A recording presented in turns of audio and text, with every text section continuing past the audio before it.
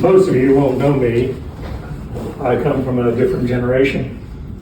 I started drilling when my first week I spent in shorts, sneakers, no t-shirt, no hard hat, no safety glasses, and no earplugs, running a top hammer air drill. And now I can barely hear what you have to say. So it was a different time, and things had to happen. MSHA came in the 70s and said, we're going to make the mining industry mine. We're going to save lives. We're going to cut out the problems. So 39 years ago, minus one day, I was partying at Manuel's Tavern with my younger brother. I went down again the next afternoon and had a great time until midnight. He and I went to a piece of property in Covington and hunted deer on Sunday, and that's the last time I saw him alive. Good kid, 22 years old, didn't care much for college, but he went and learned how to make blacksmithy, photography, and somehow he learned how to make hunting knives. And that's about all I have to remember him by. A couple of irons for the fire from the blacksmithy, a hunting knife, a couple old pictures. That's it. Nothing else. Memories. Today's the 13th. Same time span as 39 years ago. 14th is my birthday. I saw him on the 15th. He was dead on Tuesday, the 17th. So, we got a call, said we needed to get over across town to Douglasville. And putting all the pieces together after the fact, and we'll do the same with Joey Saunders. It turns out that he was finishing up a shot with a T3 drill, which had a 35-foot mast on it. With the head up, it was 35 feet in the air. He was told to park his machine where they park the trucks and the loaders, by the quarry. That's where we kept it parked. We had spare machines. We kept them in the different quarries. Some of them we ran back and forth, but the T3 didn't go but 55 miles an hour down the interstate. So we had 7 or 8 or 9 of them. We just parked them in different quarries. So we kept it parked in an area that the quarry said to park it, right underneath the high power line. And that day, all the trucks were R35s. You guys are used to 100s. Even 50s go up 35 feet. But every morning, the truck driver takes his truck, cranks it up, makes sure his air is right, gauges are right, lifts the bed up, drops it back down, make sure it works. A 35 does not reach 35 feet in the air. So to the quarry folks, all their machinery was good. You can't raise a 988 bucket loader bucket up that high, but this drill tower would go that high. It just so happens that one of the 3 44,000 volt tension lines was lower than the other by about 6 feet. So the mechanic came over to do a monthly quarterly when my brother finished the job, and they pulled it up and parked it where they were supposed to park it. The mechanic waited at the back of the machine while my brother raised the tower. He was left-handed, had on gloves, hard hat, safety glasses, boots. The tower jack controls were on the side of the machine. You stood on the ground. He's left-handed. He raised the tower up. It went up so far that it barely touched the bottom line, and it kept going because his hand froze on the control and broke loose from the line. So the energized period was not more than a few seconds. So he had a burn on the palm of his left hand, a burn on the bottom of his left boot. And guess where that electricity went? Right through his heart. He didn't have another mark on him. We buried him in his perfect body. So, who was at fault? Let's examine this. Who or what entity should have prevented this from happening? Is there anything that he could have done differently? In our book, examining it, and with MSHA examining it out of Birmingham, they basically just said there really wasn't much we could do. They didn't cite the point, though in our book they should have.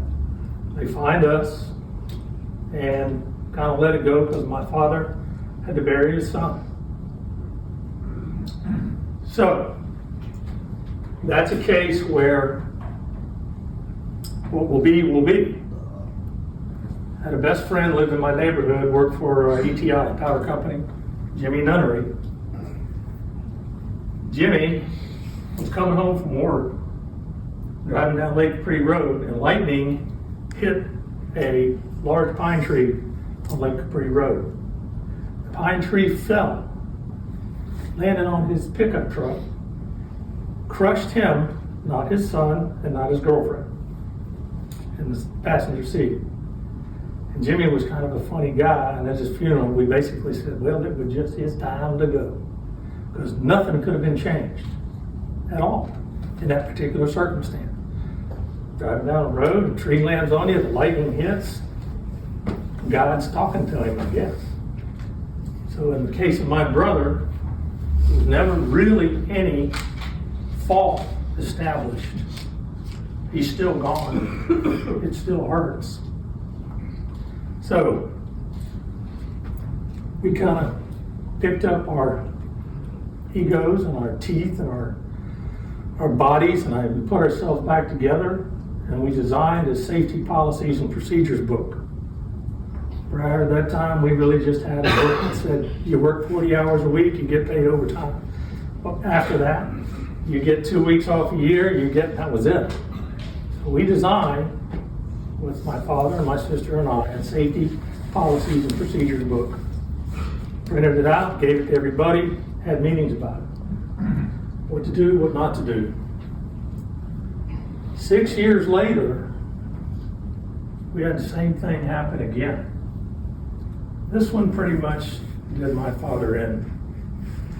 He didn't really have any heart after this. Joey Saunders was young, not quite 30, a bit chubby, but chunky guy. He could lift a 6.5-inch bit with one hand. Full head of hair, some freckles. Sweet kid, funny. Dinner, lunch around the table in the shop he was always making cracking jokes. And one night in the fall, 6 years later, he had what we call the super drill, which did drive fast going down the interstate and could tow a vehicle, a truck behind it, and it was in Casey, South Carolina. He finished up on a Friday evening. He laid his tower down, blew the jacks off, hooked up his truck, and drove to Warrenton, Georgia. Just a 70-mile lick down I-20. He pulled in after dark on Friday night. Now it was Friday Night Lights. There was a football game going on that night. And everybody was out of the quarry. He had a key, because that was his regular quarry. He had just gone up to take care of a different job in Casey. Both were Martin Marietta quarries at the time. So he got a key, opened the gate, pulled his machine in, untied the truck from it, and for an unknown reason, he had not taken his drill bit out of the hammer that was in the steel that was in the tower laid down. We had a specific policies and procedure rule that because your bits follow you around, you put them in the back of your truck with the down the hole bits. You sharpen them, you have them sharpened, you have them brought to you, but they're your bits. You don't leave them with the machine. So when you finish a job, the policies and procedures, as a safety factor, was to take the bit out of the hammer, put the chuck back in with the bit rings and put it in the back of your truck. Well, he left Casey in a hurry, and he left it in the hammer. The reason that we had a procedure for taking it out was that you're towing your pickup truck behind the drill. If the bit comes loose, and they do, vibration shakes them loose, it'll fall on a truck. But my father didn't want that, but he decided when he got there to disengage the truck, put the drill over to the side, and raise the tower to take his bit out. Now, a lot of this I found out after the fact from a gentleman who was the plant manager at Warrenton named Ken Johnson. And years later, he gave me all the other part of the story, which was this. Everybody was in town at the Friday night football game. Literally, Warrenton's a pretty small place. And everybody's at Friday night lights. And all of a sudden, all the lights in the town went out. They heard a pretty good noise not far from the stadium. And they came back on. They went out again. And they came back on. After they went out for the third time, Georgia Power reroutes the current from another direction. Because it trips 3 times, tries to turn back on 3 times, it goes to ground, they shut that 46,000 volts down. It's permanent ground. And in this case, the tower was in the wires. So, Ken got in his truck, left the game, drove to find the gate still open from where Joey had gone in, and they drove over, and they could see burnt ground, they could smell it, and they found Joey in a ditch with water in it, with nothing on him but his belt, his leather belt. It burned his clothes, his shoes, everything off. Okay? Now I'm going to make this as bad as I can make it sound because I want it seared into your brain what can happen to you if you don't look up. Okay? When he hit that line, he was standing on a small platform that you could drive the drill from the rear on. My father had designed it that way so that you could back up to the face and not be in a cab. You could be right on the back of the machine. But he raised it up. It energized. He had some choices at that time. He was about 18 inches off the ground. It was sparking, it was flaming, it was firing. But he chose to step off with his right leg. Rested him still on it. Immediately it blew out his right calf. Took the meat and threw it on the ground. Burnt the back of his head, all of the skin off the back of his head, just blew it off. Okay? Damaged his right arm. Most of the nerves are in it were shot. Okay? Fell on the ground. Now what does he do? He's in flames. He crawls over to the water tank that had a valve close to the ground that you could fill or drain a tank from. He drained all the water on it, put himself out. Then he crawled over into a ditch where there was muddy water and crawled into the mud to soothe himself. That's where Ken Johnson, a couple of his workers, found him. They called 911, took him to Augusta General Hospital. Joey spent 4 months unconscious. They never woke him up. They were debriding him, pulling all the mud out, pulling all the clothing out, pulling everything out of his skin. They were taking the skin off. Debriding is taking the skin off of him and replacing with grafts, but not from him, just artificial grafts until he could grow some skin. And he spent the next 2 years getting skin grafts. Okay? Then they tried to recover his leg. They tried to take muscles from elsewhere. They tried to, and finally gave up. operation after operation after operation, they finally just said, you're gonna be in a wheelchair, which is where he is now. We had a great insurance company for our workman's comp. Cincinnati stepped up. $2 million later, they had treated him, they built a house for him. He's got ramps, he's got special vehicle to drive. It's they've been wonderful. We were responsible because we had a good company. We stayed after him. They stayed with him. This is not the way he planned to live the rest of his life. Okay? If you don't want to live the rest of your life this way, look up. It's only 2 words I can tell you. Now, MSHA studied this particular happenstance and came up with a couple of things.